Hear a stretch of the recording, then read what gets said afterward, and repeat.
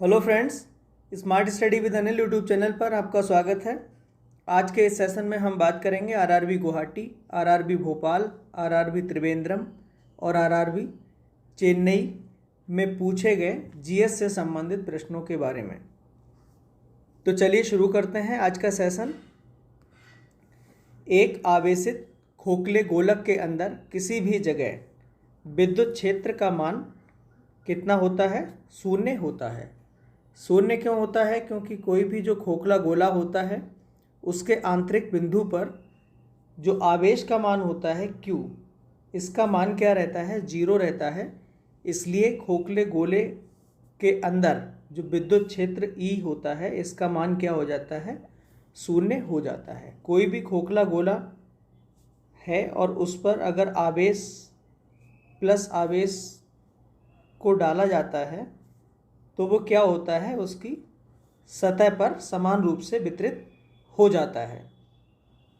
तो इसलिए उसके अंदर कोई भी आवेश ना होने के कारण उसके आंतरिक बिंदु पर जो विद्युत क्षेत्र का मान होता है वो शून्य होता है।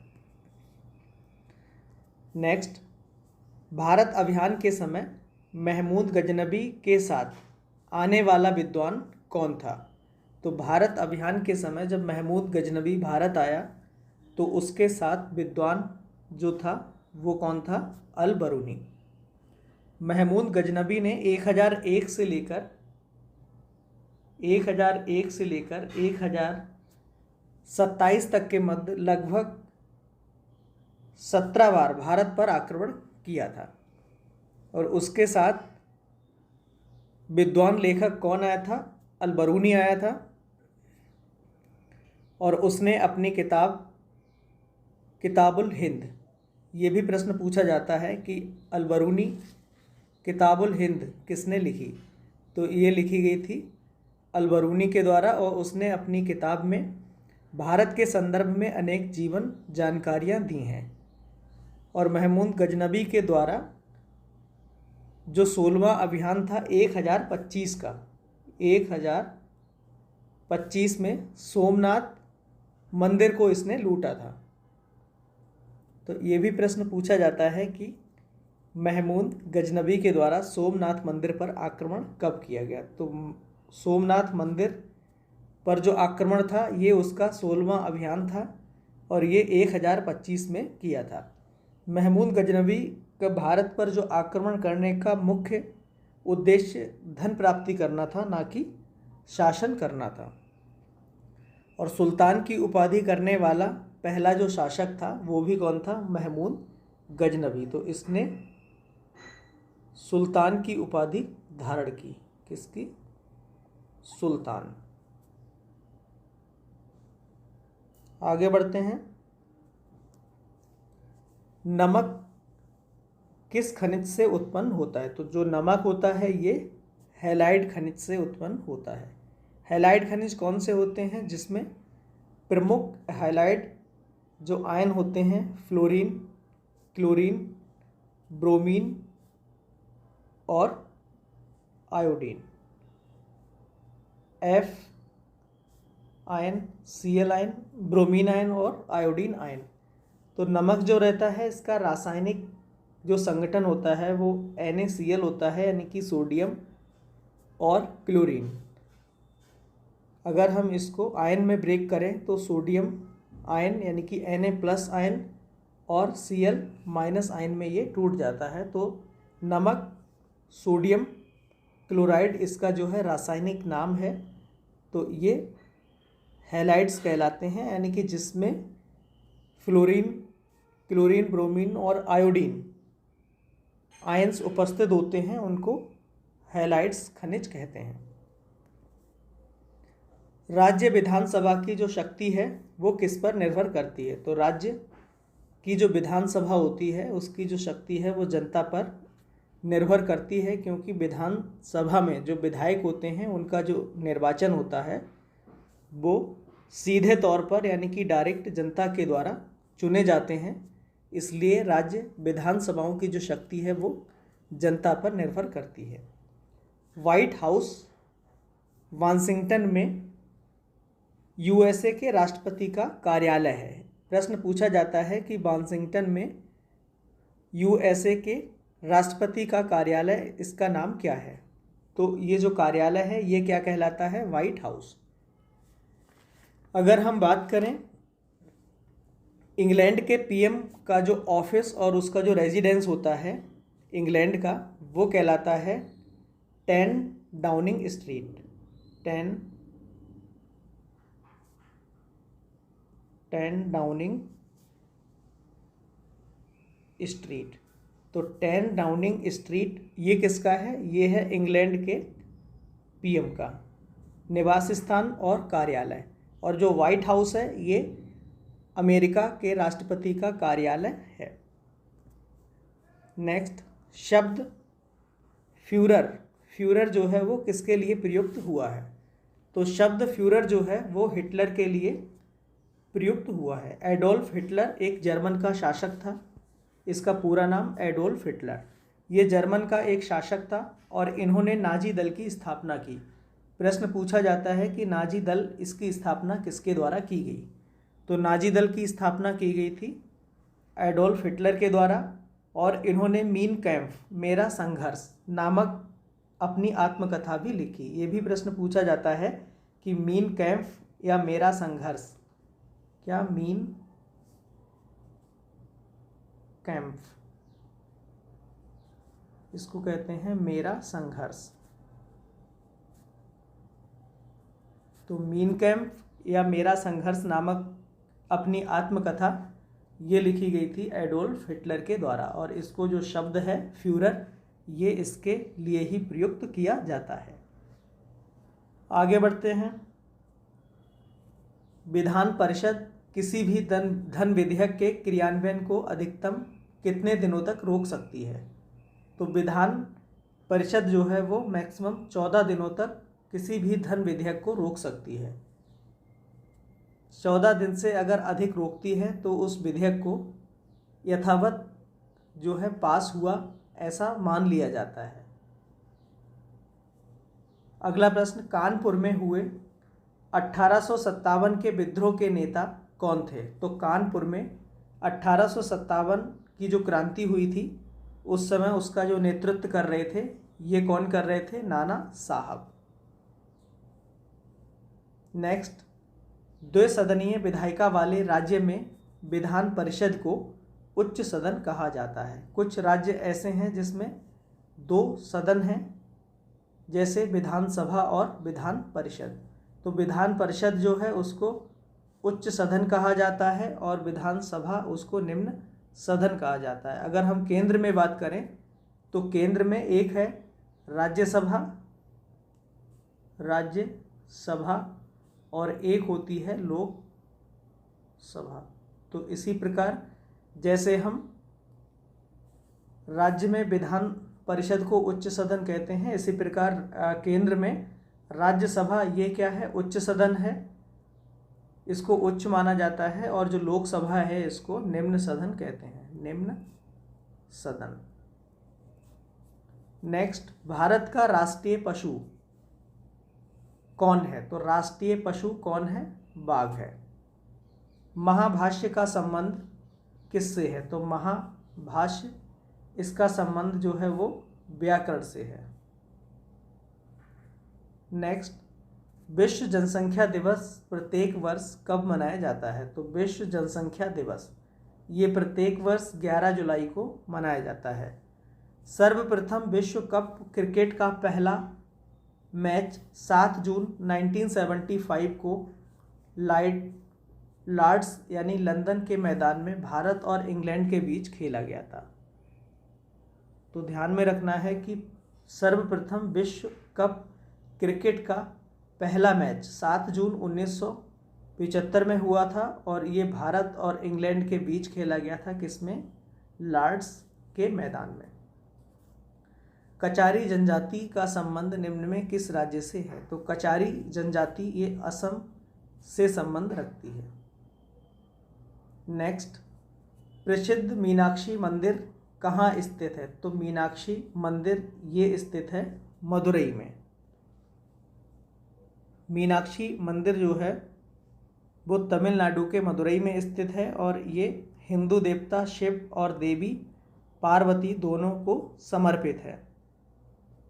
तो मीनाक्षी मंदिर ये तमिलनाडु के मदुरई ज़िले में स्थित है और ये शिव और पार्वती दोनों को समर्पित है।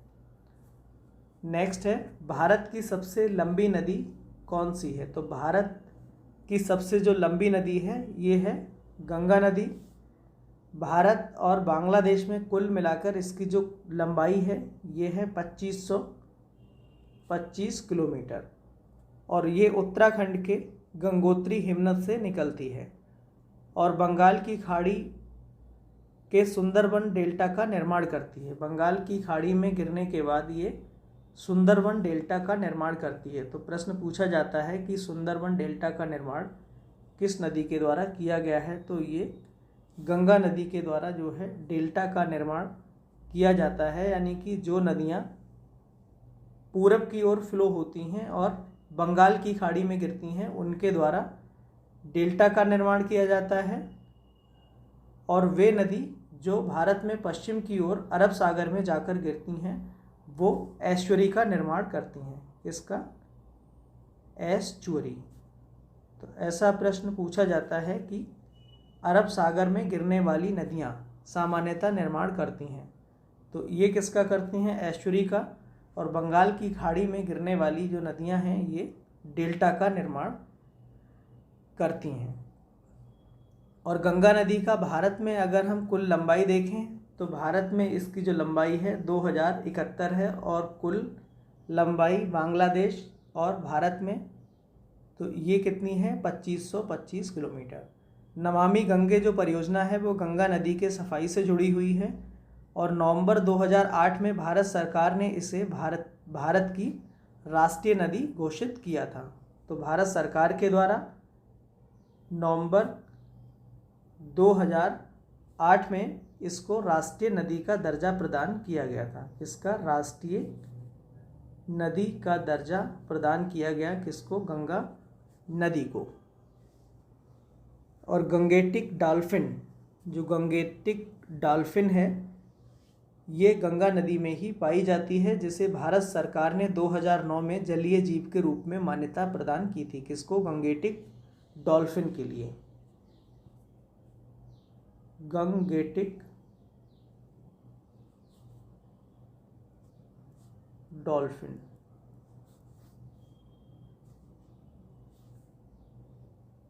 और ये जो गंगा नदी है ये देवप्रयाग में अलकनंदा और भागीरथी नदी इन दोनों को मिलने के बाद आगे इसको क्या कहते हैं? इसका जो निर्माण होता है वो गंगा नदी के रूप में फ्लो होता है। यानी कि देवप्रयाग पर दो नदियाँ, एक अलकनंदा और एक भागीरथी मिलती है। किस पर? देवप्रयाग पर। और इसके बाद जो नदी फ्लो होती है उसके आगे इसको गंगा के नाम से जाना जाता है। नेक्स्ट, भारत द्वारा प्रक्षेपित प्रथम उपग्रह कौन सा था? तो भारत के द्वारा जो सबसे पहला उपग्रह लॉन्च किया गया था उसका नाम था आर्यभट्ट। आर्यभट्ट भारत का पहला उपग्रह था और ये सोवियत संघ के द्वारा 19 अप्रैल 1975 को लॉन्च किया गया था। 19 अप्रैल 1975 को रूस के सोवियत संघ के द्वारा, यानी कि रूस के द्वारा, पहले क्या था ये सोवियत संघ था, उसके द्वारा इसको लॉन्च किया गया था। और जो लॉन्च व्हीकल था कौन सा था? Cosmos 3M। Cosmos 3M। तो आर्यभट्ट को प्रक्षेपित करने वाला यान कॉस्मॉस 3M था और इसका जो निर्माण था आर्यभट्ट का ये किया गया था इसरो के द्वारा। तो इसरो ने इसका निर्माण किया, लेकिन लॉन्च किसके द्वारा किया गया था? ये सोवियत संघ के द्वारा 19 अप्रैल 1975 को कॉस्मॉस 3M प्रक्षेपण यान के द्वारा इसको प्रक्षेपित किया गया। आगे बढ़ते हैं। The ground beneath her feet के लेखक कौन है? तो the ground beneath her feet इसके लेखक हैं सलमान रशीदी।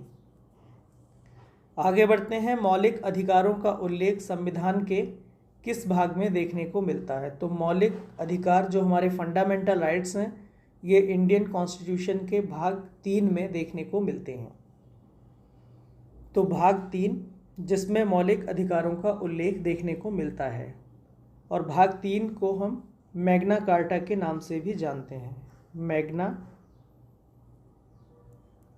कार्टा। ऐसा प्रश्न पूछा जाता है कि निम्न में कौन सा भाग भारत का मैग्ना कार्टा है?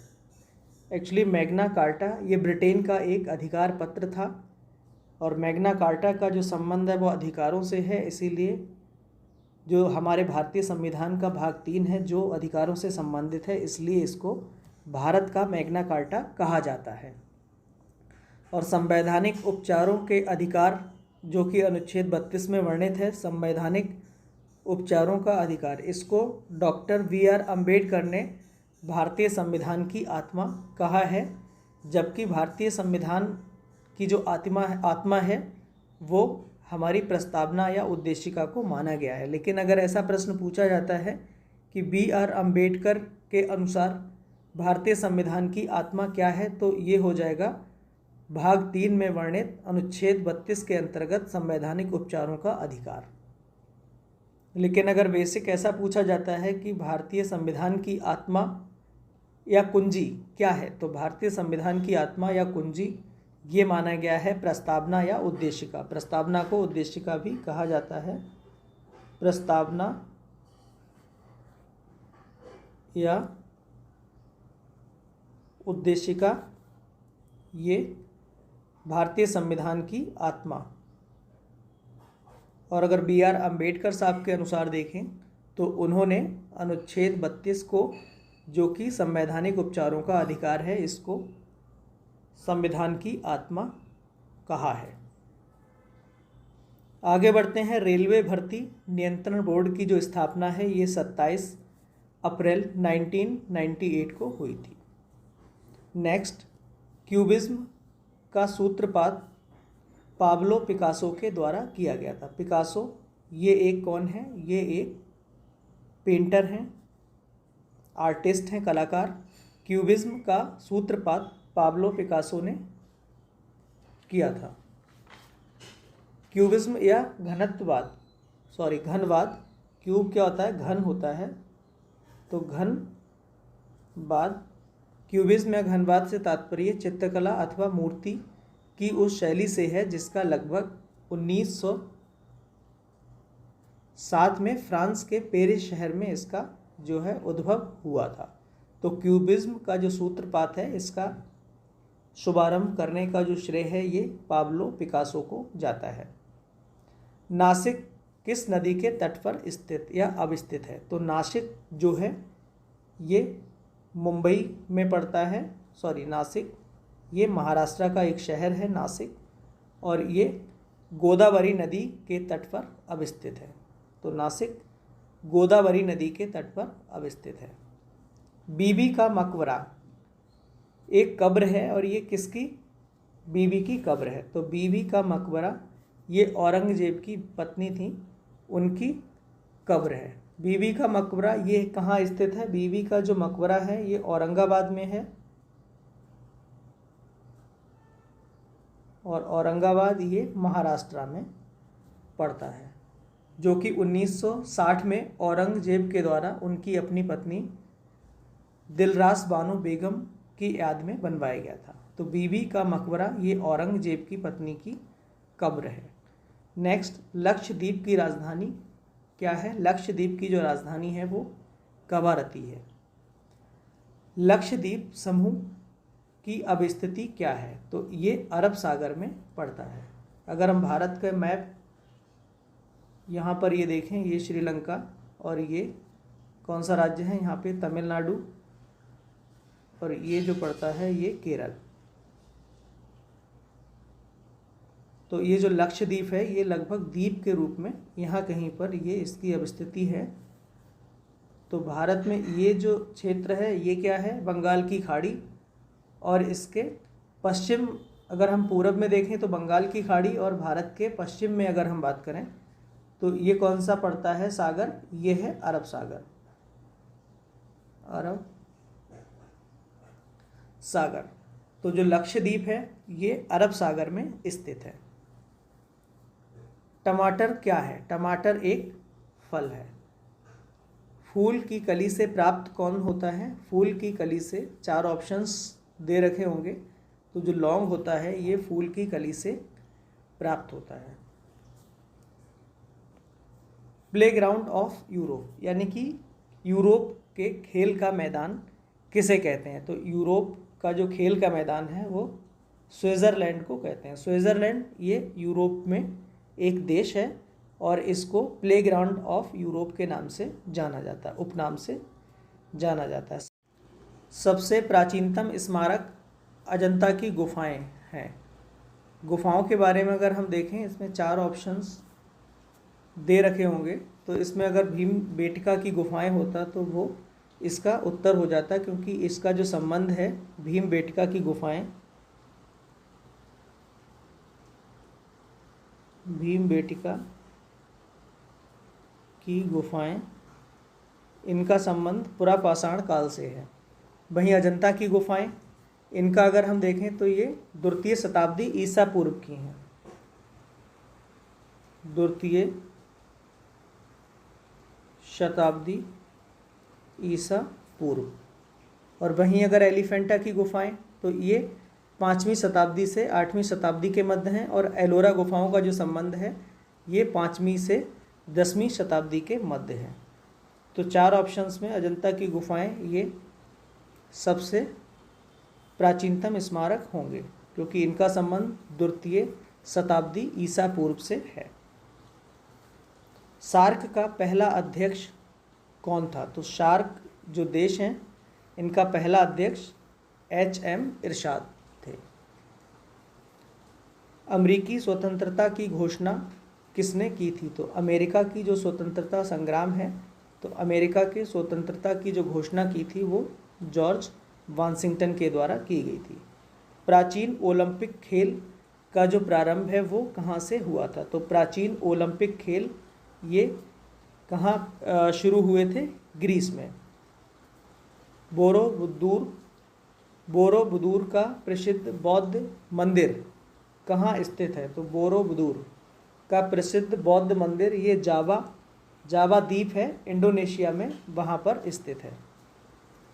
नेक्स्ट, कर्क रेखा भारत के कितने राज्यों से होकर गुजरती है? तो कर्क रेखा ये भारत के 8 राज्यों से होकर गुजरती है। कौन कौन से राज्य हैं? गुजरात, राजस्थान, मध्य प्रदेश, छत्तीसगढ़, झारखंड, पश्चिम बंगाल, त्रिपुरा और मिजोरम। तो इससे संबंधित प्रश्न ऐसा पूछा जा सकता है, 4 राज्य के नाम दिए होंगे, तो जिसमें से किसी एक राज्य से होकर गुजरती होगी, तो पूछा जाएगा कि निम्न में किस राज्य से कर्क रेखा होकर गुजरती है? तो कर्क रेखा ये भारत के 8 राज्यों से गुजरात, राजस्थान, मध्य प्रदेश, छत्तीसगढ़, झारखंड, पश्चिम बंगाल, त्रिपुरा और मिजोरम से होकर गुजरती है। नीति निर्देशक तत्वों में कल्याणकारी राज्य की अवधारणा सम्मिलित किया गया। तो नीति निर्देशक तत्व, इसमें कल्याणकारी राज्य की अवधारणा सम्मिलित है। भारत का नेपोलियन किसको कहा जाता है? तो भारत का नेपोलियन ये कहा जाता है समुद्रगुप्त को। पानीपत का तीसरा युद्ध कब हुआ था? 1761 में किस किस के बीच लड़ा गया? तो पानीपत का तीसरा युद्ध 1761 में अहमद शाह अब्दाली और मराठों के बीच हुआ था। अगर हम पानीपत के पहले युद्ध की बात करें, जो फर्स्ट युद्ध था, ये कब हुआ था? 1526 में, और ये लड़ा गया था बाबर और इब्राहिम लोदी के बीच। और दूसरा युद्ध ये हुआ था 1556 में, और ये लड़ा गया था बैरम खां और हेमू के बीच। बैरम खां ये अकबर का सेनापति था और हेमू ये शेर शाह सूरी का सेनापति था। तो बैरम खां और हेमू के बीच हुआ था ये, या हम कह सकते हैं अकबर और शेर शाह सूरी के बीच दूसरा जो पानीपत का युद्ध था वो लड़ा गया। और तीसरा युद्ध 1761 में अहमद शाह अब्दाली और मराठों के बीच हुआ था। नेक्स्ट, कुतुब शाही राजवंश ने गोलकुंडा में शासन किया था। कुतुब शाही जो राजवंश था उसने अपना जो शासन है वो गोलकुंडा, जो कि कर्नाटक में पड़ता है, गोलकुंडा में किया था। और इनके जो 5वें शासक थे कौन, सुल्तान मोहम्मद कुली कुतुब शाह, इन्होंने चार मीनार का निर्माण कराया था। और चार मीनार का जो निर्माण था ये कराया था 1591 में हैदराबाद में। तो इन्होंने अपनी जो राजधानी थी गोलकुंडा, ये हैदराबाद में स्थानांतरित करने के बाद हैदराबाद में 1591 में चार मीनार का निर्माण कराया गया। किसके द्वारा, कुतुब शाही राजवंश के 5वें शासक मोहम्मद कुली कुतुब शाह। कौन, मोहम्मद कुली कुतुब शाह। तो इनके द्वारा चार मीनार का जो निर्माण है वो हैदराबाद में कराया गया। यही प्रश्न पूछा जाता है कि बीजापुर में जो गोल गुम्बज है इसका निर्माण किसके द्वारा कराया गया। बीजापुर ये कर्नाटक राज्य में ही पड़ता है। तो गोल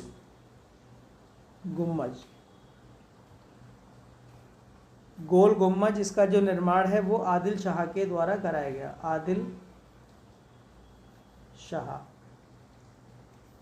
आदिल शाह कौन था, ये शूरवंश का 7वां और अंतिम शासक था। तो गोल गुम्बज ये कहाँ स्थित है, बीजापुर कर्नाटक में स्थित है। और इसका जो निर्माण है ये आदिल शाह ने करवाया। और वहीं चार मीनार का जो निर्माण है वो कुतुब शाही राजवंश के 5वें शासक मोहम्मद कुली कुतुब शाह के द्वारा करवाया गया। आगे बढ़ते हैं। रणथंभौर जीव जंतु अभ्यारण्य कहाँ स्थित है। तो रणथंभौर ये राजस्थान में स्थित है। सोने का आपेक्षिक घनत्व कितना होता है। तो सोने का आपेक्षिक घनत्व होता है 19.30। ठोस कोण की इकाई क्या होती है। तो ठोस कोण उसको हम नापते हैं स्टेरेडियन में। बर्फ के लिए गलन का विशिष्ट गुप्त ऊष्मा कितनी होती है। तो बर्फ की गलन की विशिष्ट गुप्त ऊष्मा ये होती है 80 कैलोरी प्रति ग्राम। डायनेमो का आर्मेचर किस धातु का बना होता है। तो डायनेमो का जो आर्मेचर होता है ये इस्पात का बना होता है। गेटवे ऑफ इंडिया का जो निर्माण है वो कब कराया गया। तो गेटवे ऑफ इंडिया जो कि मुंबई में स्थित है और इसका निर्माण 1911 यानी कि 1911 को करवाया गया था, जिसको भारत का प्रवेश द्वार भी कहा जाता है। जो गेटवे ऑफ इंडिया है इसको भारत का प्रवेश द्वार कहते हैं। और ये ब्रिटिश सम्राट जॉर्ज पंचम और महारानी मैरी के प्रथम आगमन की याद में बनवाया गया था। नेक्स्ट, भारत एक संप्रभुता संपन्न लोकतांत्रिक गणराज्य कब बना। तो भारत एक संप्रभुता संपन्न लोकतांत्रिक गणराज्य 26 जनवरी 1950 को बना, क्योंकि इसी दिन जो भारत का संविधान था वो लागू किया गया था। तो भारतीय संविधान कब लागू किया गया था, पूर्ण रूप से 26 जनवरी 1950 को लागू किया गया था। भारतीय राष्ट्रीय कांग्रेस के पूर्वकालीन वर्षों के दौरान अध्यक्ष कौन थे। तो पूर्वकालीन मतलब 4 ऑप्शंस दिए होंगे, उसमें सबसे पहले कौन था। अगर हम बात करें भारतीय राष्ट्रीय कांग्रेस की तो इसका जो पहला अधिवेशन हुआ था ये बॉम्बे में हुआ था। कब हुआ था, 1885 को। और इसमें WC बनर्जी को इसका क्या बनाया गया था, अध्यक्ष बनाया गया था। इसके बाद इसका दूसरा अधिवेशन हुआ था कोलकाता में 1886 को, और इसमें दादा भाई नौरोजी इनको इसका अध्यक्ष बनाया गया था। भारतीय राष्ट्रीय कांग्रेस अगर हम इसकी स्थापना की बात करें तो ये हुई थी 28 दिसंबर 1885 को। 28 दिसंबर 1885 को हुई थी और उस समय इसमें कुल 72 प्रतिनिधि उपस्थित थे। और इसकी जो पहली सभा हुई थी, स्थापना हुई थी, ये मुंबई के गोकुलदास संस्कृत विश्वविद्यालय में हुई थी।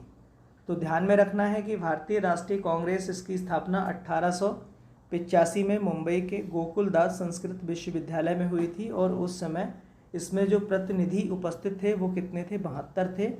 और इसकी पहली जो अध्यक्षता है वो किसके द्वारा की गई थी, WC बनर्जी के द्वारा की गई। WC बनर्जी। और ऐसा प्रश्न पूछा जाता है कि भारतीय राष्ट्रीय कांग्रेस के प्रथम मुस्लिम अध्यक्ष कौन थे? तो ये थे बदरुद्दीन तैयब जी। और प्रथम अंग्रेज अध्यक्ष ये थे जॉर्ज यूल। और भारतीय राष्ट्रीय कांग्रेस का पहली बार गांव में आयोजित होने वाला जो सम्मेलन था ये कौन सा था? 1937 में हुआ था फैजपुर का, जिसकी अध्यक्षता की गई थी जवाहरलाल नेहरू के द्वारा। तो फैजपुर में 1937 में कांग्रेस का जो अधिवेशन हुआ था ये गांव में आयोजित होने वाला पहला अधिवेशन था। एक राज्य में राष्ट्रपति शासन का तात्पर्य क्या है? कि राज्य शासित होता है। तो किसी भी राज्य में राष्ट्रपति शासन का मतलब होता है कि राज्य के राज्यपाल के द्वारा वहाँ पर शासन किया जाता है। गोंडवाना जो क्षेत्र होता है जो कि मध्य प्रदेश में स्थित है, ये कोयला क्षेत्र के लिए जाना जाता है। तो कोयला क्षेत्र मध्य प्रदेश में स्थित है। कौन सा क्षेत्र है वो? गोंडवाना क्षेत्र। जापान, फिलीपींस और चीन में चलने वाले जो ट्रॉपिकल साइक्लोन होते हैं उनको क्या कहते हैं? टाइफून कहते हैं। अगर हम बात करें अन्य क्षेत्रों में चलने वाले जो साइक्लोन होते हैं उनको अलग अलग नामों से जाना जाता है। जैसे अगर हम कैरिबियन सागर की बात करें तो उसमें जो साइक्लोन होते हैं उसको कहते हैं हरिकेन। क्या कहते हैं? हरिकेन। और यूएसए में जो साइक्लोन होते हैं, यूएसए अमेरिका, इनको कहते हैं टोरनाडो। और उत्तरी ऑस्ट्रेलिया इसमें इसको बिली बिली नाम से जाना जाता है। किससे? बिली बिली। ये ऑस्ट्रेलिया में साइक्लोन का नाम है। तो हरिकेन ये कैरिबियन सागर, टॉर्नेडो ये अमेरिका में, और बिली बिली ये उत्तरी ऑस्ट्रेलिया में। आगे बढ़ते हैं। आँख के भीतरी सतह को दृष्टिपटल कहते हैं। बिल गेट्स का स्वामित्व करता है। जो बिल गेट्स हैं ये माइक्रोसॉफ्ट के मालिक हैं। संसार की सबसे लंबी नदी कौन सी है? तो संसार की सबसे लंबी नदी पूछा है नील नदी, जो कि मिस्र से होकर बहती है और इसको मिस्र का वरदान भी कहा जाता है। ऐसा प्रश्न आता है कि मिस्र का वरदान निम्न में क्या है? तो नील नदी, इसको मिस्र का वरदान कहते हैं। और नील नदी पर ही असवान बांध का निर्माण किया गया है। ऐसा प्रश्न आता है कि असवान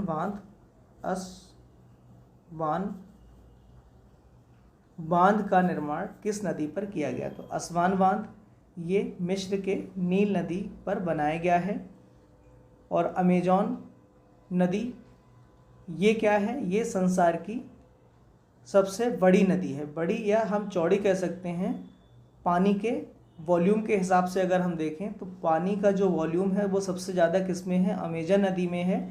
तो अमेजन नदी को सबसे बड़ी नदी, बड़ी मतलब होता है एक तरह से चौड़ी, यानी कि वो सबसे ज़्यादा पानी को लेकर जाती है। तो सबसे लंबी नदी, लंबी शब्द अगर आता है तो ये नील नदी हो जाएगा। और अगर सबसे बड़ी नदी आता है या चौड़ी भी कह सकते हैं तो वो कौन सी हो जाएगी? अमेजन नदी। ये हो जाएगी अमेजन नदी, जो कि दक्षिण अमेरिका में स्थित है। अमेजन के जो जंगल हैं वो धरती पर पर्यावरण संतुलन में बेहद भूमिका निभाते हैं, इसीलिए इनको धरती का फेफड़ा कहा जाता है। तो ऐसा प्रश्न आता है कि धरती का फेफड़ा निम्न में कौन है? तो अमेजन के जो जंगल हैं ये धरती का फेफड़ा कहलाते हैं। और अमेजन की जो जैव विविधता है ये बृहद है, यानी कि बहुत ही अधिक जैव विविधता पाई जाती है। जैव विविधता का एक तरह से क्या है? ये केंद्र है। तो ध्यान में रखना है, सबसे लंबी नदी नील नदी है और सबसे बड़ी या चौड़ी नदी ये अमेजन नदी है, जो कि दक्षिण अमेरिका में प्रवाहित होती है। रघुवंशम के लेखक कौन है? तो रघुवंशम ये किसके द्वारा लिखी गई है? ये लिखी गई है कालिदास। हर्ष के संबंध में जानकारी प्राप्त करने का मुख्य स्रोत क्या है? बाणभट्ट है। और बाणभट्ट किसके द्वारा लिखी गई है? ये लिखी गई है हर्ष चरित। बाणभट्ट के द्वारा रचित हर्ष चरित है, यानी कि ये हर्ष चरित जो है ये किसके द्वारा लिखी गई है? बाणभट्ट के द्वारा। तो हर्ष चरित में जो हर्षवर्धन हैं उनके संबंध में हमें जानकारी का मुख्य स्रोत मिलता है। तो हर्षचरित से हर्ष के बारे में संपूर्ण जानकारी मिलती है और हर्षचरित किसके द्वारा लिखा गया है? बाणभट्ट के द्वारा। प्रेरी का संबंध है उत्तरी अमेरिका के शीतोष्ण मैदान। ये जो हैं उत्तरी अमेरिका में पाए जाने वाले जो घास के मैदान होते हैं उनको हम प्रेरी कहते हैं। घास के कुछ अन्य स्थान हैं जैसे डाउन्स, ये ऑस्ट्रेलिया में जो भी उपस्थित होते हैं घास के मैदान उनको हम डाउन्स कहते हैं। और उत्तरी अमेरिका इसका प्रेरी हो गया। और पोर्टलैंड ये ऑस्ट्रेलिया के मैदान। और जो कंपास होते हैं ये अमेजन नदी के दक्षिण भाग में ब्राज़ील में जो स्थित रहते हैं इसको हम क्या कहते हैं? कंपास कहते हैं। और जो बेल्ट होते हैं, बेल्ट घास के मैदान, ये कहलाते हैं दक्षिण अफ्रीका के। और जो सवाना रहते हैं ये पूर्वी अफ्रीका में जो घास के मैदान हैं जैसे केन्या, तंजानिया या वेनेजुला, कोलंबिया और ब्राज़ील, इसमें जो घास के मैदान हैं उनको हम सवाना फील्ड कहते हैं। और पंपास ये अर्जेंटीना, उरुग्वे और ब्राज़ील, इसमें जो घास के मैदान होते हैं उसको हम पंपास के नाम से जाना जाता है। तो प्रेरीज इसका जो संबंध है उत्तरी अमेरिका में शीतोष्ण जो घास के मैदान हैं उनको प्रेरीज कहते हैं। नेक्स्ट, गेहूं का अग्रणीय उत्पादक देश कौन सा है? तो गेहूं का जो प्रथम उत्पादक देश है चीन है। और दूसरा स्थान किसका आता है? ये आता है अपना देश भारत का। आगे बढ़ते हैं। एशिया के देशों में सर्वप्रथम औद्योगिकरण का जो विकास है वो कहाँ हुआ था? एशिया के देशों में हम बात करें तो ये हुआ था जापान में। लाल सागर का जो लाल रंग होता है ये किसकी उपस्थिति के कारण होता है? जो लाल सागर है इसका लाल रंग इसमें उपस्थित शैवाल की उपस्थिति के कारण होता है। दामोदर घाटी में कोयला रानीगंज, बोकारो और झरिया आदि क्षेत्रों में पाया जाता है। राष्ट्रीय विकास परिषद की जो अध्यक्षता है वो किसके द्वारा की जाती है? तो राष्ट्रीय विकास परिषद, इसकी अध्यक्षता कौन करता है? प्रधानमंत्री। भारत में सर्वप्रथम कागजी मुद्रा का चलन कब प्रारंभ हुआ था? तो भारत में सर्वप्रथम कागज की जो मुद्रा है इसका चलन हुआ था 1862 में। और पहला जो सबसे पहली कागजी मुद्रा है वो किस देश में शुरू हुई थी? तो इसकी जो शुरुआत हुई थी सबसे पहले चीन में। तो कागजी मुद्रा को शुरू करने वाला पहला जो देश है वो कौन सा है? चाइना है। और भारत में इसकी जो शुरुआत हुई थी वो हुई थी 1862 में। संविधान सभा का पहला अधिवेशन कहाँ हुआ था? तो संविधान सभा का जो पहला अधिवेशन था ये किया गया था नई दिल्ली में। तो नई दिल्ली में संविधान सभा का पहली बैठक हुई थी। और इसमें संबोधित किसने किया था? ये किया था JB कृपलानी के द्वारा इसमें संबोधन किया गया था पहला अधिवेशन में। और अगर हम डेट की बात करें तो ये हुआ था 9 दिसंबर 1946 को। और इसी पहले अधिवेशन में ही डॉक्टर सच्चिदानंद सिन्हा को अस्थायी अध्यक्ष के रूप में चुना गया था। तो संविधान सभा का पहला अधिवेशन नई दिल्ली में हुआ था। और इसी अधिवेशन की जो अध्यक्षता मतलब इस पर संबोधित किसने किया था? ये किया था JB कृपलानी ने। और इसमें संविधान सभा के अस्थायी अध्यक्ष के रूप में किसको चुना गया था? सच्चिदानंद सिन्हा को। और भारतीय संविधान की जो स्थापना है संविधान सभा की ये हुई थी 6 दिसंबर 1946 को। ये संविधान सभा की स्थापना हुई थी। पहली मीटिंग कब हुई थी? 9 दिसंबर 1946। और जो सेकंड मीटिंग हुई थी ये हुई थी 11 दिसंबर 1946 को। और इसमें डॉक्टर राजेंद्र प्रसाद को स्थायी अध्यक्ष जो है बनाया गया था।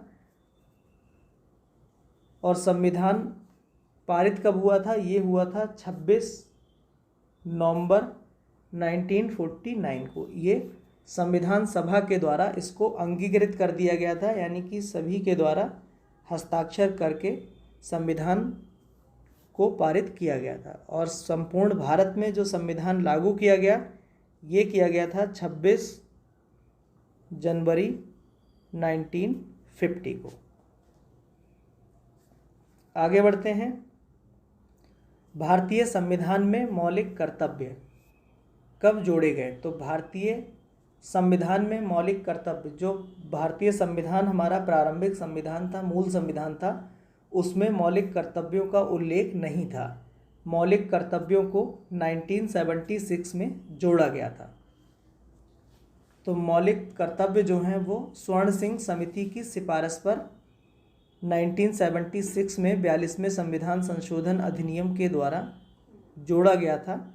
तो ऐसा प्रश्न पूछा जाता है कि जो मौलिक कर्तव्य हैं ये इसके लिए कौन सी समिति का गठन किया गया था। तो ये जो गठन किया गया था ये थी स्वर्ण सिंह समिति, और इन्होंने सिफारिश की थी मौलिक कर्तव्यों की। तो 42वें संविधान संशोधन अधिनियम 1976 के द्वारा हमारे भारतीय संविधान में मौलिक कर्तव्यों को शामिल किया गया। इसके द्वारा संविधान में एक भाग जोड़ा गया, कौन सा? भाग 4A। इस भाग में अनुच्छेद 51A शामिल किया गया, 51A, और इस अनुच्छेद में कुल 10 मौलिक कर्तव्यों को जोड़ा गया। जबकि 2002 में 86वां संविधान संशोधन अधिनियम आया, जिसमें एक मूल कर्तव्य और जोड़ दिया गया, और अब मूल कर्तव्यों की जो संख्या है वर्तमान में वो 11 हो गई है। तो जो 11वां मौलिक कर्तव्य था ये 2002 में 86वें संविधान संशोधन अधिनियम के द्वारा जोड़ा गया, और ये है कौन सा? 6 से 14 वर्ष की आयु के बीच के अपने बच्चों को शिक्षा के अवसर उपलब्ध कराना। ये 11वां मूल कर्तव्य शामिल किया गया था। तो वर्तमान में हमारे भारतीय संविधान में जो मूल कर्तव्य हैं वो कितने हैं? अब 11 हो गए हैं। आगे बढ़ते हैं।